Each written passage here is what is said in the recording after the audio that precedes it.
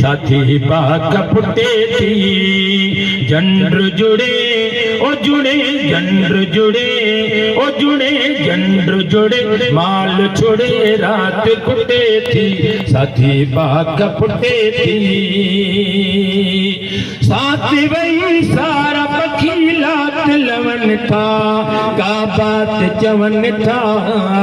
साथ वही सारा पखीला लवन था का बात जवन था घूर अंधेरे मां इजा जान छुटे थी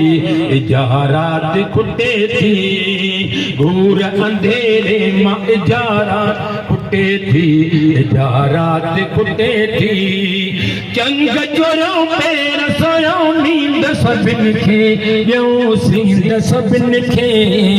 चंग चोरों ओ चोरों चंग चोरों पैर सोयों नींद सभिन खे ॿियो सींद सभिन खे चंग चोरों पैर सोयों नींद सभिन खे ॿियो सींद सभिन खे हर को ॾिसे उॾसे हर को ॾिसे उॾसे हर को ॾिसे हथ कड़ी हर को ॾिसे पेर कड़ी कीअं टुटे थी जा रात खुटे थी ओ हारी हलिया हल कयूं खेत खणींदा अल्लाह हेठि जोड़ींदा वरी वरंदो वरी वसंदा मींहं आ सजण मिलंदा सजणे नवा लगंदा नींहं विछोड़े जाड़ी मिली रही रहंदा केतिरा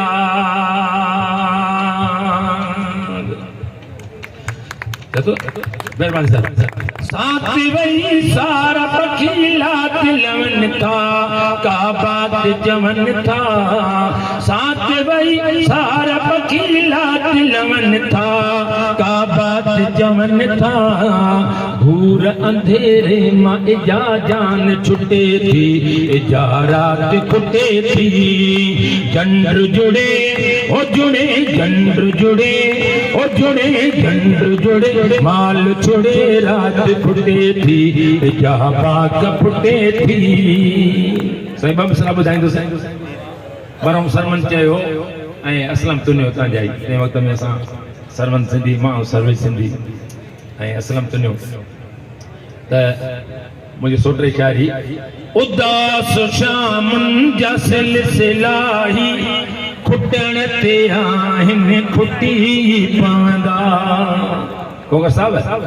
लाड़कान दा खुटी पवंदा इंशाल्लाह विंदा ले उदास शामन जा सिलसिलाही खुटण ते आहिनि खुटी पवंदा ऐं चाहतुनि जा रंगीन गुलड़ा फुटण ते आहिनि खुटी पवंदा उदास शामन जा सिलसिलाही खुटण ते आहिनि खुटी पवंदा हो असाई वटे हूं असाई नीली असांखे बरगड़ तेल समझो ओ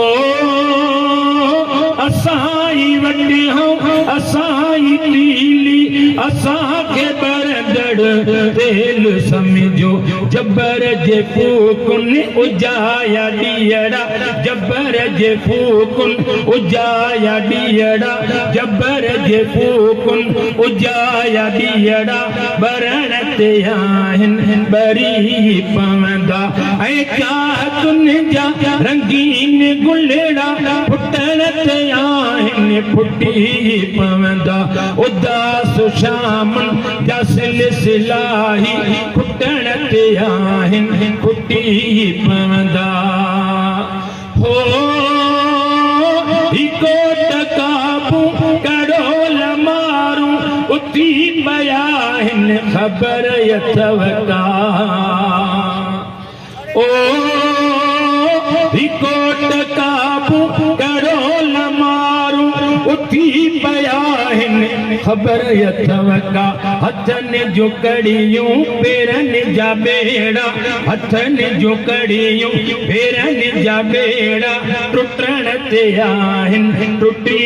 पवंदा ऐं चाहतुनि जा रंगीन गुलड़ा फुटण ते आहिनि फुटी पवंदा उदास शाम